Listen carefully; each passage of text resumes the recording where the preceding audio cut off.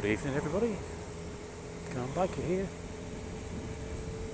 Just finished my 4th IAM ride for the advanced thingy dingy doodah. Quite pleased with the results, getting better every time. So my scores of 1 to 4, with the 1 being excellent and the 4 being unsatisfactory, as they say. I'm now at the point where I've still got a couple of not applicables for filtering and the use of horn, because for the entire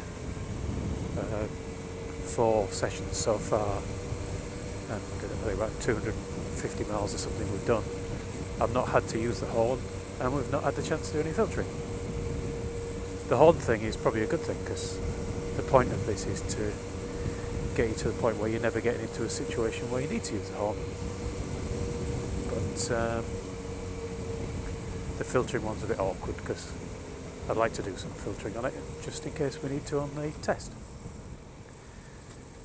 But yeah, it's going quite well. So I've now got to the point where I'm getting a 1 on everything apart from 2 things.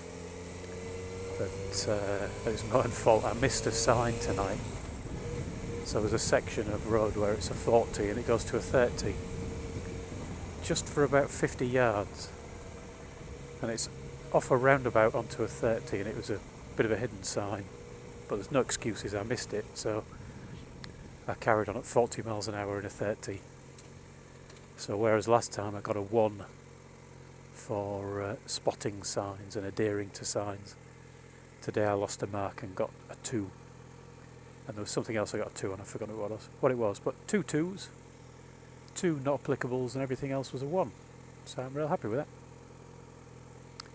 The weirdest thing tonight was getting the gears right, because I decided I'm going to try out earplugs.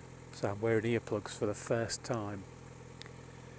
And not only is it strange for riding, because I can't hear the bike, and I'm so used to changing gear by hearing it, and I'm now having to switch to changing gear by kind of the vibrations of the bike, and even having a quick scan down every so often. So that's quite odd. It's also odd for vlogging, because it really changes how you hear your own voice. So I don't know, I might be shouting inside my helmet at the minute rather than talking normally. Very, very strange. I don't know what people's thoughts are on earplugs. I know some people listen to music, don't they? But I've never really listened to music on the bike. I like to hear everything around me. Chap on the phone there, navigating the junction whilst on his mobile, well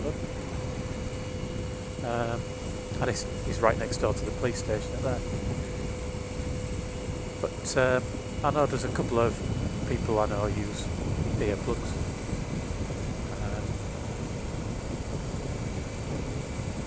But do you use earplugs? Is that the norm? Are you protective of your hearing?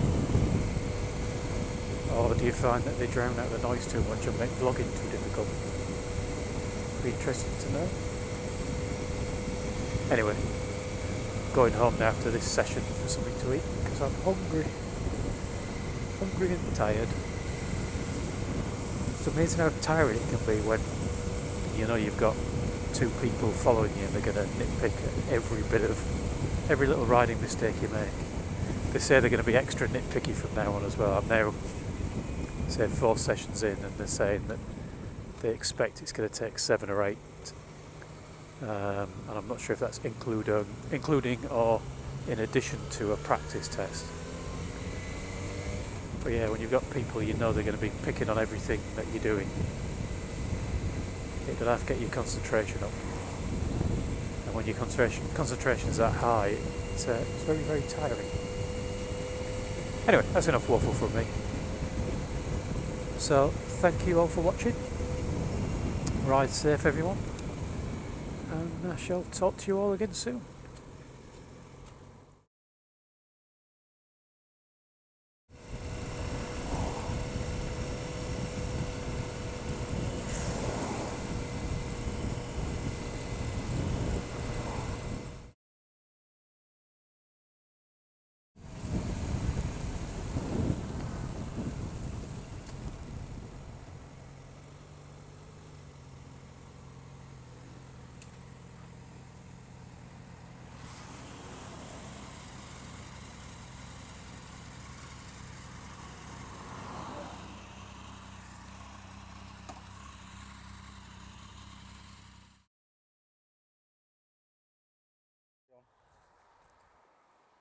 pretty good ride that, Rich. Look, I can barely hit. It's the first time I've ever worn earplugs. Yeah. Following his example, but I can't hear a damn thing. That's good.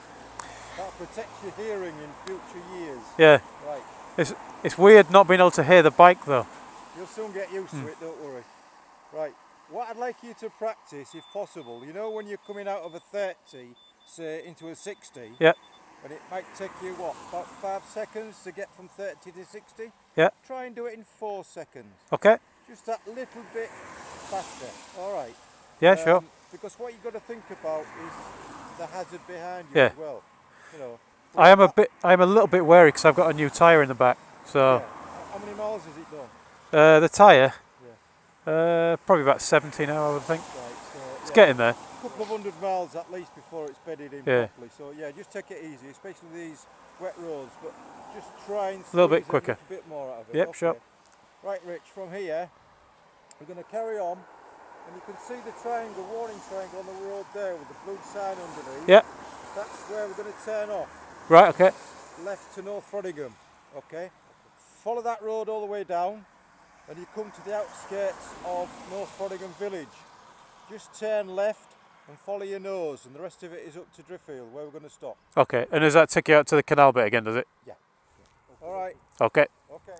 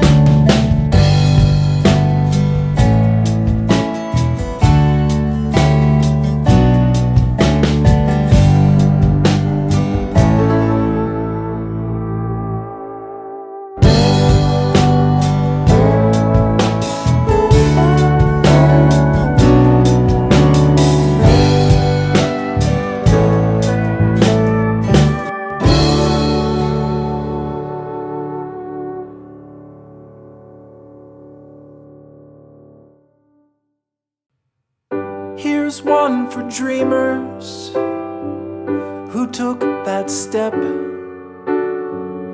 Here's one for every time they jumped without a net. Here's one for misfits who broke the rules, who feared the boredom more than scorn or ridicule. You're scared to fly in the endless sky when the voices say that there's no way you'll ever make the grade. Let's say you try and you fall from high. When the sun is set, will you regret the fall or the times you did nothing at all?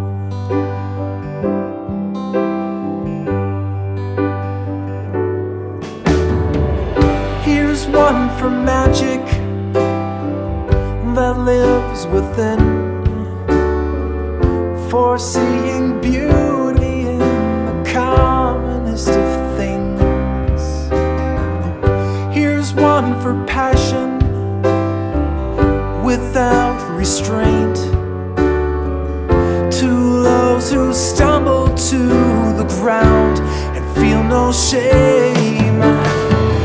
You're scared to fly in the endless sky when the voices say that there's no way you'll ever make the grade. Let's say you try and you fall from high. When the sun is set, will you regret the fall?